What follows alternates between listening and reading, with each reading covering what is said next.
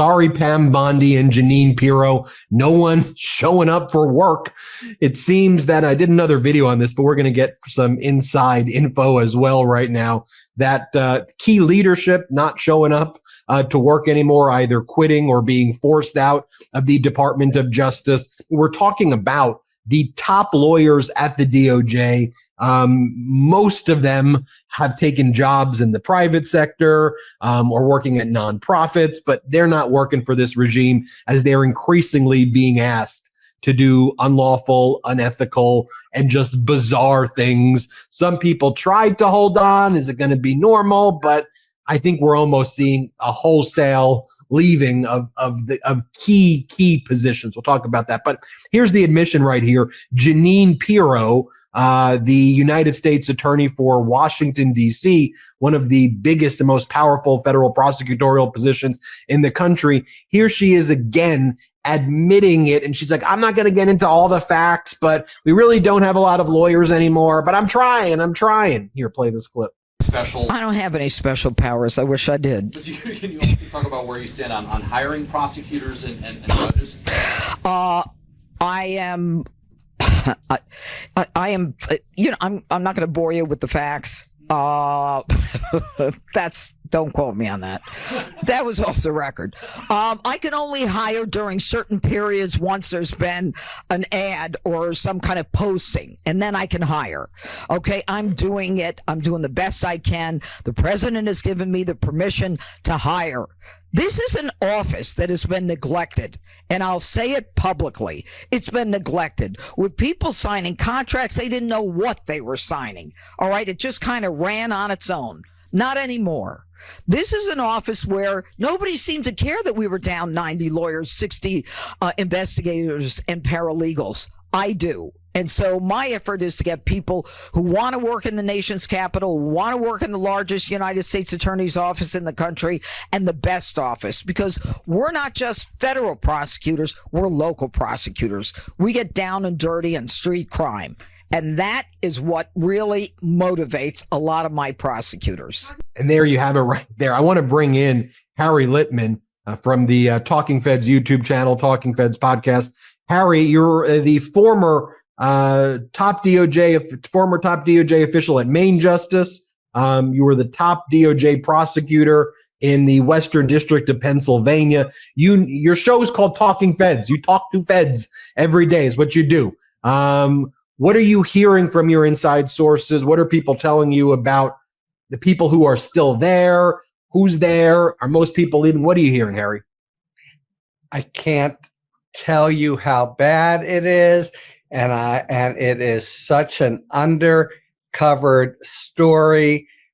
You have, without exception, I'd say, a workforce that's either some combination of fear, loathing, appalled, completely alienated from the leadership. You're exactly right, Ben. And in terms of the disproportionate leaving of, there's in the DOJ, as well as field offices, there are always half a dozen really key people that everyone goes to. They make the place run. They are embodiment of the culture of the place. We saw how DOJ is willing to treat them with the Emile Beauvais, Mayor Adams episode when he took the public integrity section, maybe the most honored, vaunted section in the entire Department of Justice, put him in a room, closed the door, and said, somebody in this room is going to sign this unethical dismissal order, or, so it's been reported, everyone's getting fired. It's that kind of treatment. Now, people who stick around are getting, many of them get assigned to places that are just complete. No one's doing any work there. Others have been asked to be invested in administrative initiatives like going after so-called sanctuary cities. The very, very best case scenario for so many is that the joy and sense of mission that made them go to work has been completely drained from them. And, the irony that this invading hordes want to say that they're now have put an end to weaponization of law enforcement, as opposed to in the Biden years. It's exactly 180 degrees different, and nobody knows this better than them. The ethos of the Department of Justice, the sort of shared culture and feeling is what made it great.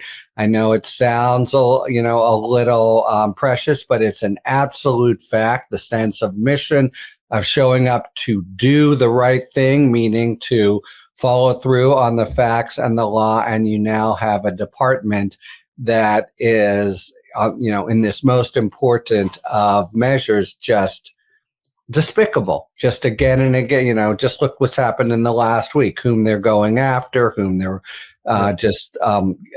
liberating, what they're doing top to bottom. Now, in addition, you have people like Perot or Alina Habba or Sarcone in the Northern District of New York, who not only, a guy in LA, are not only are total Trump loyalists, but they, Ed Martin Jr., perfectly ignorant. They have no prosecutorial experience. Even if they were mouthing lip service about doing the right thing, they would have no respect for the rank and from the rank and file, who there are sort of henchmen around in the Emile Beauvais mode who are just making people's lives miserable. A lot of people think it's time to leave, but there's actually a glut in the market. DC is fairly small, and firms are deluged with resumes.